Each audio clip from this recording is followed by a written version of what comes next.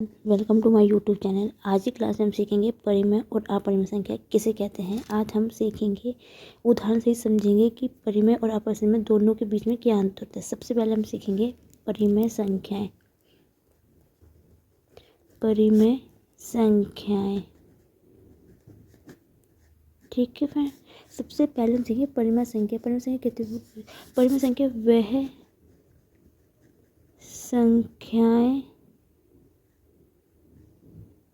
संख्याएं होती है जिन्हें हम P/Q के रूप में लिख सकते हैं। P/Q होता है भिन्न के रूप में होता है, इसको क्या कहते हैं, भिन्न। ठीक है फ्रेंड, अंश बटे हर के रूप में लिख सकते हैं। ठीक है, भिन्न के रूप में P/Q मतलब भिन्न के रूप में, तो हर बटा अंश के रूप में लिख सकते हैं, वो परिमेय संख्या कहलाती है। ठीक है, वह संख्याएं जिन्हें हम P/Q के रूप में लिख सकते हैं, परिमेय संख्याएं कहलाती है। ठीक है फ्रेंड, इतना समझ में आ गया। अब मैं उदाहरण से समझाती हूँ। जैसे देखो यहाँ पे, देखो फ्रेंड, जो P और जो Q है ना, ये एक पूर्णांक है। ठीक है, लेकिन कभी भी फ्रेंड जो Q है ना, आंसर जो है वो कभी 0 नहीं होना चाहिए। उसकी वैल्यू कभी भी 0 नहीं होनी चाहिए। क्यों, अब बताती हूँ क्यों। जैसे उदाहरण के लिए समझते हैं, -3, -2, -1, 0, +1, +2, +3 अनगिनत तक। ठीक है, ओके फ्रेंड, यहाँ तक समझ में आया। अब मैं इसे उदाहरण देके समझाती हूँ आपको। इसको उदाहरण देखिए, जैसे आप इसको क्या लिख सकते हो, 1/2, 3/4, ठीक है, 1/0/1।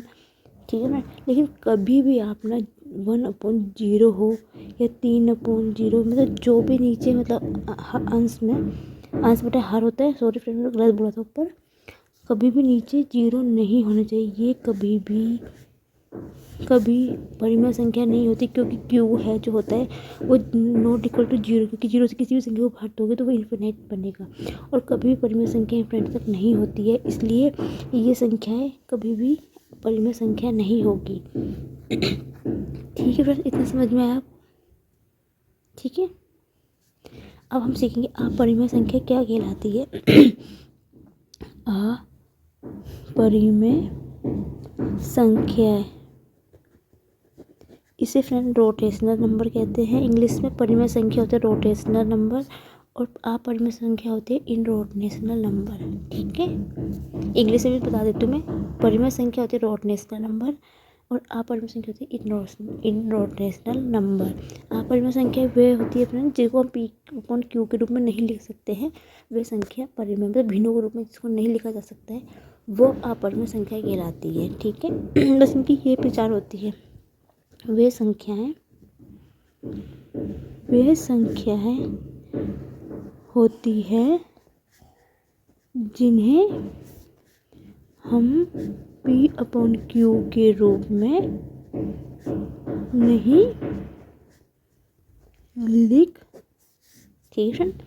लिख सकते हैं, वह अपरिमेय संख्याएं कहलाती है।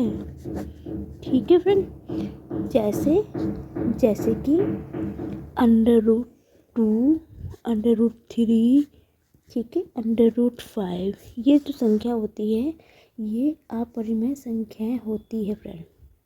ठीक है, उदाहरण देकर समझाती हूँ मैं आपको। जैसे हम इसको √3 + 2, ठीक है, √5 + 2, 3 भी लिख सकते हैं। ये संख्या सारी √2, √7, ये सभी से संख्या रूट के अंदर होती है ना। माइनस में भी हो, कोई फर्क नहीं, माइनस के √2 भी हो जाए, माइनस के √7 भी हो जाए, जो संख्या अंडर रूट के अंदर होती है वो संख्या अपरिमेय संख्या कहलाती है। मतलब उसमें रूट होना चाहिए। वो अपरिमेय संख्या कहलाती है। अब मैं आपको बताती हूँ कैसे। मानो जैसे मैं √2, इसको हम P/Q के रूप में क्यों लिख सकते हैं? देखो √2 है बटा मैं 1 लिखती हूँ। देखो जो ऊपर वाली संख्या है ये पूर्णांक तो है नहीं ना, और जो नीचे वाला नंबर है वो पूर्णांक है और ये अपूर्णांक है।